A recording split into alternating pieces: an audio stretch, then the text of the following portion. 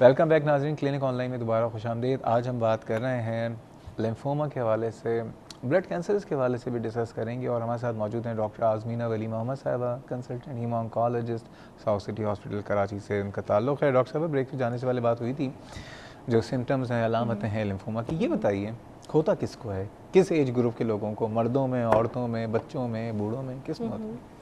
ये age group की कोई बार नहीं है, यूजली ओल्डर एज ग्रुप में होता है और यंगर एज ग्रुप में भी देखा गया है। यंग कितना देखते यंग? भी हैं हम।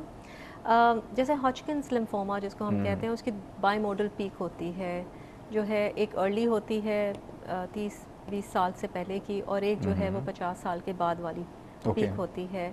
कैंसर जो हैं वैसे तो एजिंग पॉपुलेशन का मसला होते हैं, लेकिन जैसे आपने कहा कुछ प्री डिस्पोजिशन होती है, कुछ ऐसी लोग होते हैं जिनको ज़्यादा रिस्क होता है लिम्फोमास होने का, और ये वो लोग होते हैं जिनके इम्यून सिस्टम, क़ुव्वत मुदाफ़िया जिसे कहते हैं, इम्यूनिटी वो सप्रेस हुई होती है, वो कम होती है, या तो ख़ुद ब खुद होती है। जैसे कि कुछ वायरसेस होते हैं, HIV का वायरस होता है, एड्स होता है, जिसमें इम्यूनिटी सप्रेस हो जाती है, तो फिर उसमें लिम्फोमा बनने के चांसेस होते हैं। इसी तरह ट्रांसप्लांट जिन लोगों का होता है, रीनल ट्रांसप्लांट है, कार्डियक ट्रांसप्लांट है, क्योंकि वो किसी और का ऑर्गन लिया होता है, तो हमारी ख़ुद की इम्यूनिटी को कम करने के लिए दवाइयाँ दी जाती हैं, इम्यूनोसप्रेसेंट्स जिनको कहते कम हैं, हो जाती है उससे। तो उसमें जो है वो फिर ग्राउंड वर्क ले हो जाता है लिम्फोमास बनने का।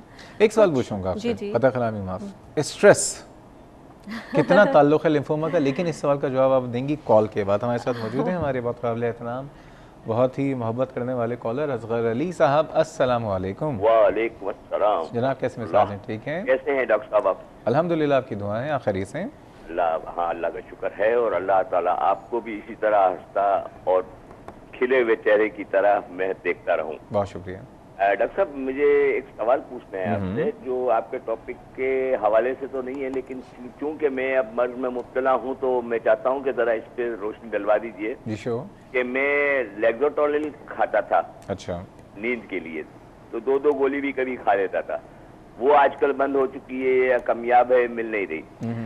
तो वॉल्यूम 5 खा रहा हूँ, 2 टैबलेट्स, लेकिन मुझे नींद 4-5 बजे से पहले नहीं आती है।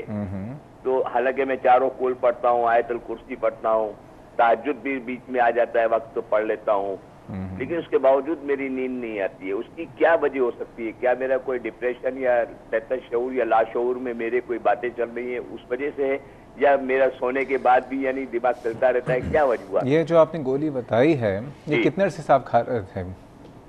सॉरी सर, ये जो गोली आपने बताई जो आपको नहीं मिल रही है, कितने अरसे से खा रहे थे आप? ये तकरीबन 4 साल से। 4 साल से? 4 साल से। और लेक्सोटोलिन खा रहा था, उसके बाद जो मैंने ये जो दूसरी गोली का नाम लिया आपसे, जी, वो तकरीबन मैं 15-20 दिन से खा रहा हूँ, लेकिन और 2-2 गोली खा जाता हूँ, लेकिन मुझे नींद नहीं आती। ठीक है, आपको जवाब। अब 81 कह रहे हैं एक साहब कि 81 खाइए, तो अब मैं क्या करूँ? ठीक है, मैं आपको तो मेरे डॉक्टर्स हैं वो तो मुझे कहते हैं कि नहीं ऐसी बात नहीं है, आप सुकून लें, दरिया किनारे चले जाएं, थोड़ा सा घूम लें, फिर लें, आपको इससे कराची में दरिया कहाँ है? नफ्सियाती तौर पे वो मुझे समझाते रहते हैं। नहीं, कराची में तो दरिया नहीं है, नदी है या समंदर है? समंदर है ना सर।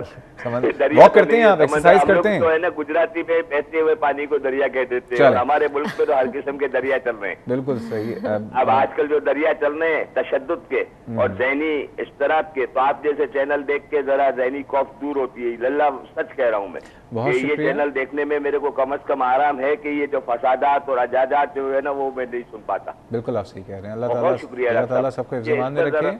और एक बात मैं कहूँगा, पहली बात मैं थोड़ा सा इसका जवाब देके फिर हम बात आगे कंटिन्यू करते हैं कि देखें, जो दवा आप ये ले रहे हैं, ये वक्ती तौर पे दी जाती है किसी भी इंसान को अगर उसको कोई एंजाइटी हो, ठीक है, इस तरह का कोई मसला हो, उसका एक साइड इफ़ेक्ट होता है कि उसका नींद भी आ जाती है। लेकिन इतने लंबे अरसे से जो आप ले रहे थे ये मुनासिब नहीं था।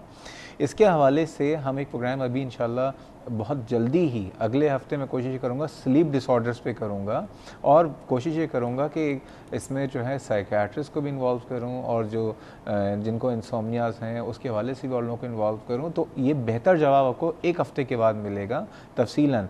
बेसिकली ये है कि स्लीप के हवाले से ये कि आप थोड़ा सा वॉक किया करें, ठीक है, और उसकी कुछ स्लीप हाइजीन के हवाले से कुछ बातें जो कि हम अभी प्रोग्राम में अगर मैं करूँगा तो टाइम निकल जाएगा, एक हफ़्ता आपको वेट करना पड़ेगा। क्यों डॉक्टर साहब? जी, ये तो सवाल मैं नहीं जवाब दे सकती एनीवेज इसका। डॉक्टर साहब ये बताइए कि दोबारा आ जाते हैं, बात हो रही थी स्ट्रेस से।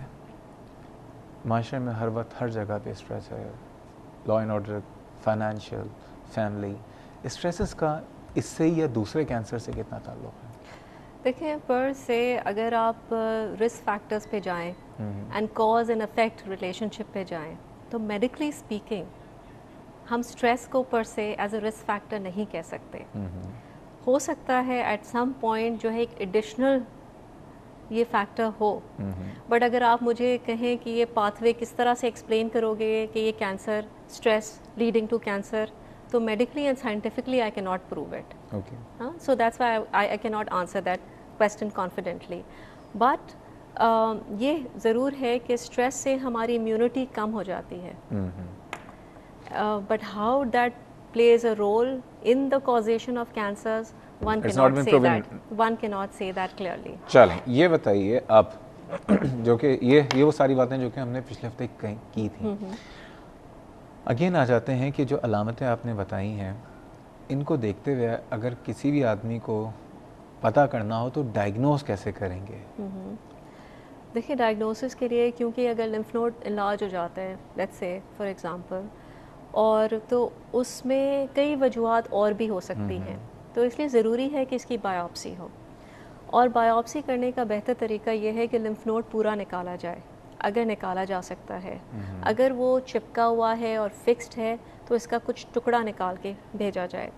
बहुत दफ़ा जो है फाइन नीडल एस्पिरेशन कहते हैं कि नीडल डाल के और मटेरियल भेजा था, एस्पिरेट करके वो मटेरियल, तो वो हमें क्लूज़ तो देता है लेकिन डेफिनेट डायग्नोसिस नहीं देता। ठीक है, ठीक, वो हेल्पफुल होता है अगर हमें टीबी की डायग्नोसिस हमारी बहुत हाई ऑन द लिस्ट हो कि अच्छा हम सस्पेक्ट करें कि इस शख्स में टीबी होगी, तो फाइन नीडल एस्पिरेशन भेज दिया आपने, कल्चर के लिए भेज दिया, वहाँ अगर रिजल्ट्स आ गए तो यू कैन स्टॉप देयर।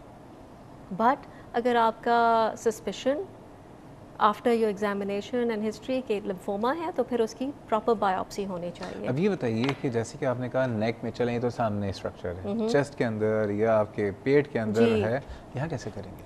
देखिए, यही होगा ना कि अगर आपके सिम्टम्स आपको बताएंगे कि मैंने नेक्स्ट इन्वेस्टिगेशन कौन सी करवानी है, तो अगर सिम्टम्स लेट्स से कि अगर कोई ब्रीदिंग प्रॉब्लम के साथ आता है, चेस्ट में प्रेशर है, खांसी है, सांस लेने में तकलीफ हो रही है, तो आपने स्टार्ट किया चेस्ट एक्सरे के साथ। एक्सरे में पता चलता है? एक्सरे में अगर आपके मीडियस्टाइनम जिसको हम कहते हैं, एक्सरे में हार्ट के साथ जो एरिया है उसकी वाइडनिंग हुई है या बड़ा हुआ है अपने साइज़ से, तो फिर वो क्लू इन करता है कि हमें कि हाँ पॉसिबिलिटी है अब सीटी स्कैन कराओ, या अगर आपका लेवल ऑफ सस्पिशन बहुत हाई है तो फिर आप सीटी स्कैन के साथ प्रोसीड कर सकते हो डायरेक्टली।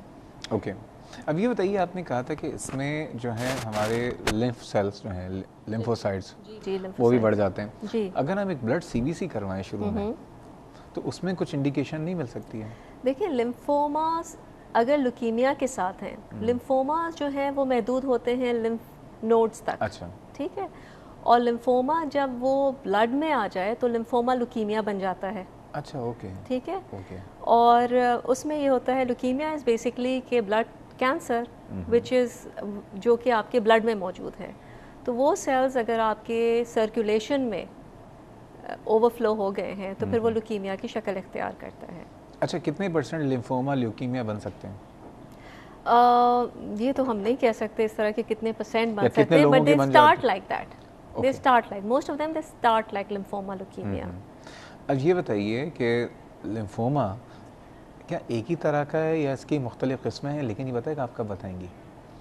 ये जा रहे हैं अभी हम एक ब्रेक पे, और डॉक्टर साहब से पूछेंगे कि जिसको लिम्फोमा डायग्नोस हुआ है क्या सबका एक ही तरह का ट्रीटमेंट है या मुख्तलिफ इसके किस्मों के वाले से ट्रीटमेंट है, और वो ट्रीटमेंट कितने % सक्सेसफुल है और क्या क्या ट्रीटमेंट होता है, सारी बातें करेंगे छोटे से ब्रेक के बाद। हमारे साथ रहिएगा।